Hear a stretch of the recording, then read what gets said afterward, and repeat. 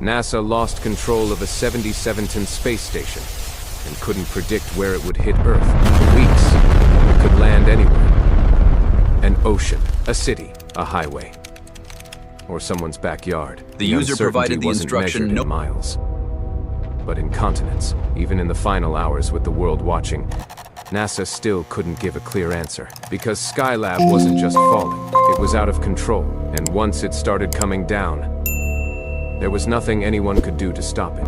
In 1973, at the peak of space exploration, the United States launched something revolutionary. Not a mission to the moon, not a short-term experiment, but a place, a permanent presence in space. It was called Skylab, America's first space station.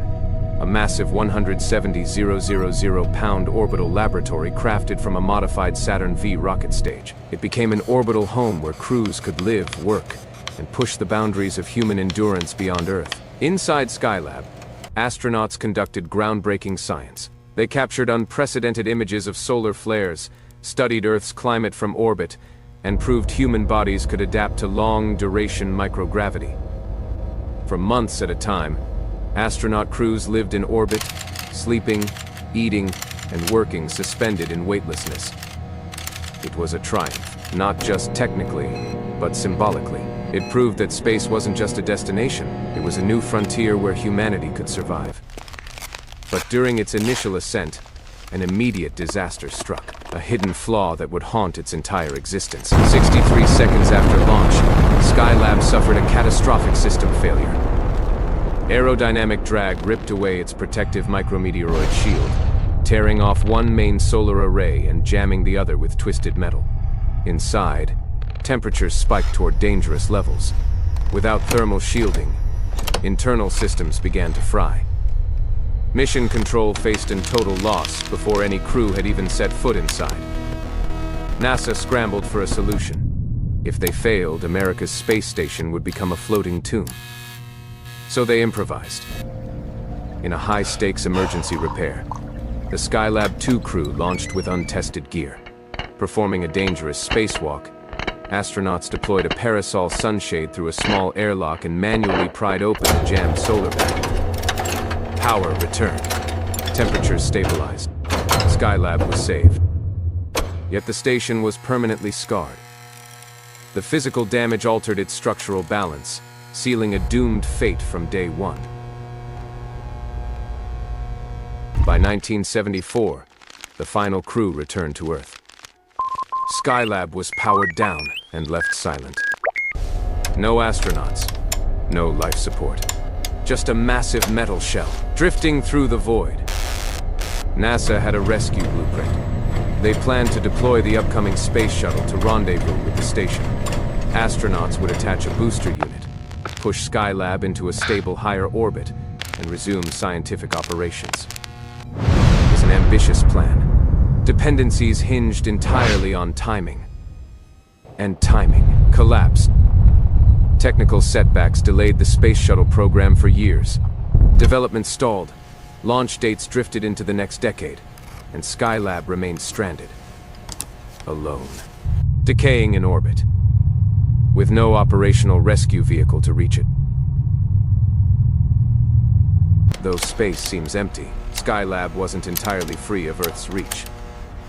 At its orbital altitude, microscopic atmospheric particles hovered invisible, but persistent. These residual gases exerted relentless atmospheric drag. A slow, continuous brake, pulling against the station's orbital speed. Normally, atmospheric decay takes decades, a minor background variable.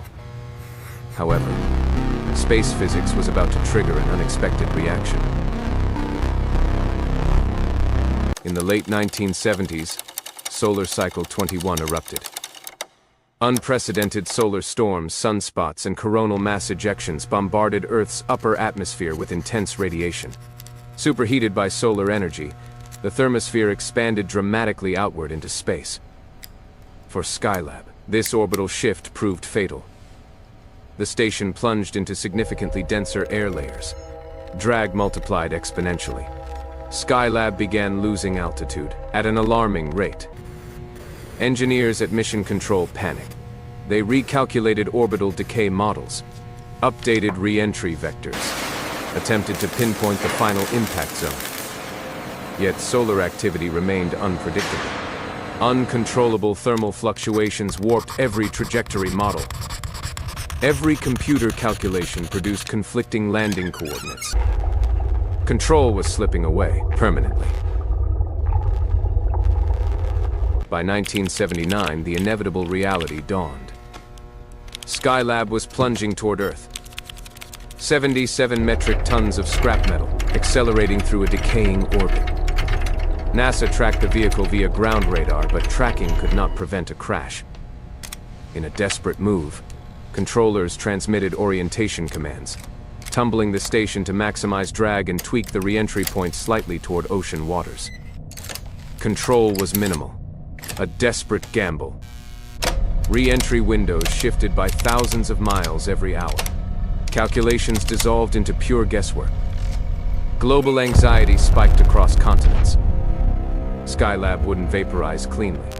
Heavy structural components would survive the fiery descent, turning debris into deadly projectiles over populated zones. Media hysteria ignited globally. Newspapers broadcast apocalyptic predictions daily. A massive space station was crashing, and scientists were helpless. Panic spread across cities. Citizens built improvised shelters, while entrepreneurs sold Skylab, themed helmets, Target t-shirts, and crash insurance policies. Governments mobilized emergency response units. NASA confirmed horrifying news. Over 500 massive fragments would withstand the inferno, including titanium tanks and a 2-ton vault. A massive debris field stretching thousands of miles wide. On July 11, 1979, Skylab struck the upper atmosphere. Atmospheric compression created superheated plasma, exceeding thousands of degrees. The station turned into a blinding fireball, streaking across the night sky. Extreme aerodynamic stress shattered the main structure. Panels ripped away, engines sheared off, and molten metal trailed in a fiery arc across the horizon. Witnesses watched in awe as the artificial meteor tore through the sky. Minutes later, heavy fragments slammed into Earth. Disaster missed major metropolitan cities. The primary debris field scattered across the Indian Ocean, and the desolate Australian outback near Esperance. We have confirmation on the projected breakup. And jagged superstructure pieces. Copy that. T-minus 8 seconds landscape. and counting. Miraculously, no human injuries or severe structural destruction occurred. In a famous twist, the local Australian council fined NASA $400 for littering on public land. The global panic ended in relief. Skylab's destruction reshaped space exploration forever. It forced global space agencies to implement mandatory controlled re-entry protocols for all future space stations and Welcome massive back satellites. to the afternoon show. We're NASA discussing proved the economic humanity could live downturn and long-term what in space, but learned a vital lesson about cosmic forces. Because when a 77-ton structure falls from orbit, human engineering reaches its absolute limits. For weeks, humanity shared the same terrifying question: where will it crash? And until the final impact, no computer on Earth had the answer.